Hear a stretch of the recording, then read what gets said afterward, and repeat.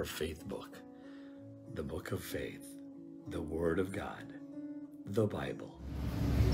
Magandang araw po sa inyong lahat. Ito po ang yung Teacher Joy Belina po para sa ating FBK Tuesday edition. Napakaganda po ng ating pag-aaralan. Ano po kasi po Old Testament models po ng kanilang mga pananampalataya, kung paano sila ginamit ng Panginoon. And ang ating pong pag-aaralan ngayon ay mula po sa aklat po ng Hebrews 19:9-10. At ang sabi po dito, by faith, he went to live in the land of promise as in a foreign land, living in tents with Isaac and Jacob, heirs with him of the same promise. Ang sabi po dito, ang tinutukoy po dito ay si Abraham. Ano po? Makikita po natin yung Hebrews 11 po. Ito po yung tinatawag po nilang Hall of Faith sa Bible po. Kung meron pong Hall of Fame, di ba pa sa Hollywood may Hall of Fame, yung mga professional na artists, athletes, and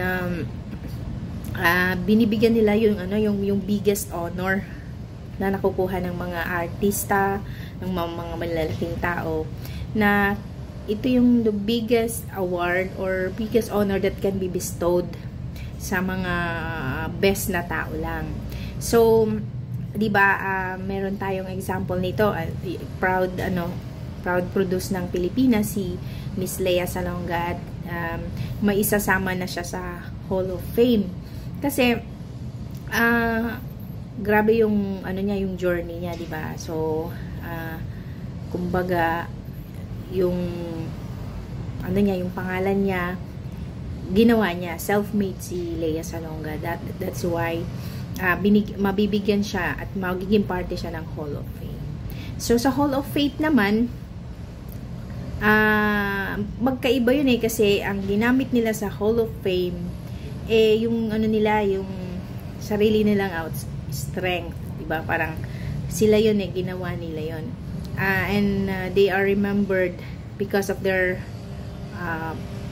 different prowess, parang yung athletic prowess, yung singing prowess nila. They were remembered by that. But doon po sa Hall of Fame na sinasabi natin, sa Hall of Faith dito sa Hebrews ay lalo na po sa Hebrews 11, kasi nandun po lahat yung mga model po natin, ay they are not just remembered because of these attributes, but they were remembered because of their faith. Especially dito ang pag-aaralan po natin ay si Abraham. Kasi po parang dito sa nung sinusulat ng author itong book of Hebrews, during that time ay maraming na-experience na persecution ng mga Kristiyano. So parang nag-quote siya doon para maging kalakasan nila, maging model nila, diba? Lalo-lalo na po ang pag-aaralan natin ngayon ay si Abraham. Ang sabi doon, si Abraham ay iniwan niya ang kanyang homeland, and nung tinawag siya ng Panginoon, meron po kaming ginawang musical dati yan, yung if I may quote po, natatandaan ko pa, sa Diyos sumunod si Abraham at humayo siya sa ibang bayan, at doon nagmula ang kanyang angkan, bayan na hinirang ng Diyos. Pero di ba, despite the fact that he didn't know exactly how God would make good of his promises, kasi when he was called, hindi niya alam kung saan siya pupunta, di ba? But Abraham obeyed. He chose to obey God because he knows and he experienced God, and that obedience, according to the writer ng Hebrew, ay evidence ng kanyang pananampalataya, which is the key requirements sa bawat isa sa atin na para i-please natin ang Panginoon. Obedience, di ba? Sabi nga, obedience is better than sacrifice. So, later on, di ba makita natin yung buhay ni Abraham. When he obeyed the Lord, he held fast to that trust na meron siya, and hindi niya tinignan kung ano yung magiging consequences nung pagsunod niya, because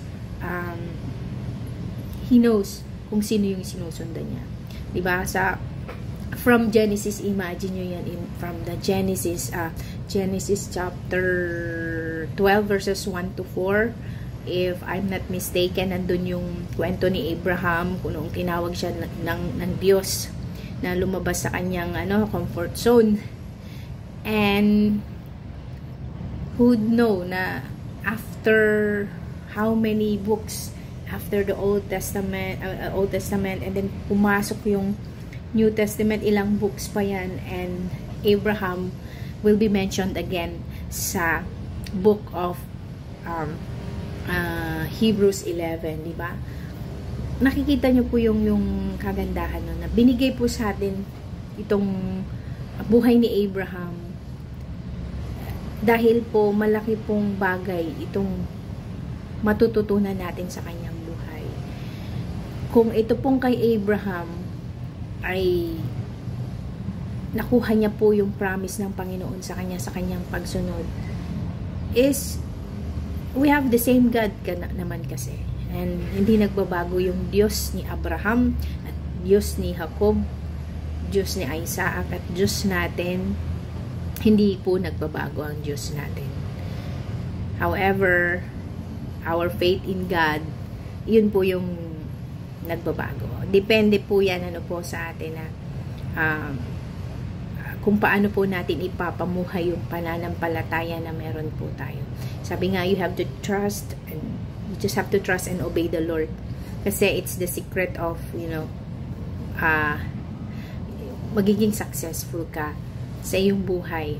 Kasi despite of the hardship siguro na ma-encounter natin along the way, alam natin with all our hearts, if we just trust and obey the Lord, hindi naman tayo pagkukulangin ng Panginoon. Kung ano yung pinangako ng Panginoon, tapat siya hanggang sa dulo, hanggang sa maibigay niya sa iyo yung pangako. All we have to do is we just have to hold on to that promise na itatawid tayo ng Panginoon, and we have to live by our faith also. Kasi di ba minsan na parang pag dumating tayo sa mga points na mga low points ng buhay natin, parang ang hirap-hirap na nating magtiwala sa Panginoon, So may this be a inspiration for us that tomorrow is uncertain. Hindi natin alam ang bukas, but He is faithful who has promised. As long as we are willing, as long as we are obeying, His grace is always sufficient. And kung ano yung pinangako sa atin ng Panginoon, at tayo ay naging tapat dun sa pangako ng Panginoon, pinanghawakan na natin, God will fulfill His promise. That is a fact, at hindi yun nagbabago. I can guarantee you that, because nararanasan namin yun sa aming buhay. So may the story of Abraham inspire us to continue to trust the Lord and obey the Lord no matter what, because at the end hindi naman tayo bibigyan ng Panginoon ng hindi magandang result. So ayun po, magandang araw po sa inyong lahat. Teacher Joy Belina po muli po para sa ating pong FBK Tuesday edition. God bless everyone.